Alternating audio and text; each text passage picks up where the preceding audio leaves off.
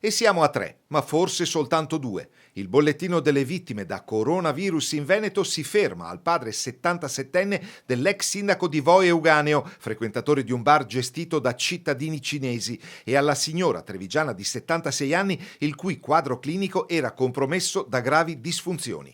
Persone di una certa età, esposte, fragili. I contagiati nella regione, elenco aggiornato alla tarda mattinata di lunedì 2 marzo, erano saliti ad oltre 270.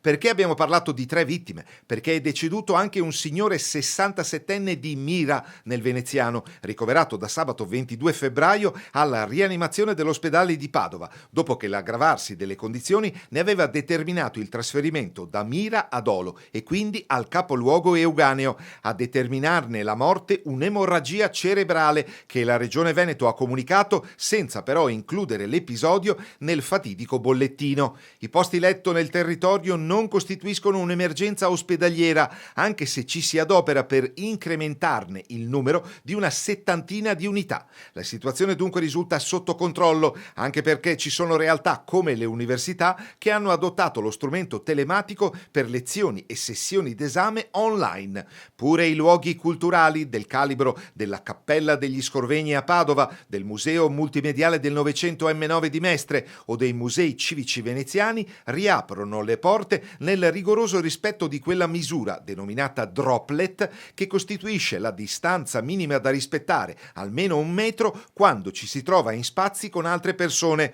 un ulteriore aspetto che abbiamo imparato a conoscere e di cui magari fare tesoro per l'immediato futuro. Il Veneto rimane sorvegliato speciale con Lombardia ed Emilia-Romagna, mentre il resto del nord-est torna lentamente alla quotidianità, anche se in Friuli Venezia Giulia i contagiati sono oltre una dozzina e 150 le persone in quarantena. È incredibile come nel 2020, anno di iperesposizione mediatica, l'opinione pubblica riscopra nell'emergenza una sorta di educazione civica capace di farci diventare più rispettosi di noi stessi e degli altri in una convivenza comunitaria di cui potremmo diventare maggiormente consapevoli, chissà. E l'informazione in questa situazione emergenziale ha una grande e grave responsabilità. Non diffondere il panico, anzitutto, nel rispetto dell'oggettività della narrazione e soprattutto della riservatezza delle persone.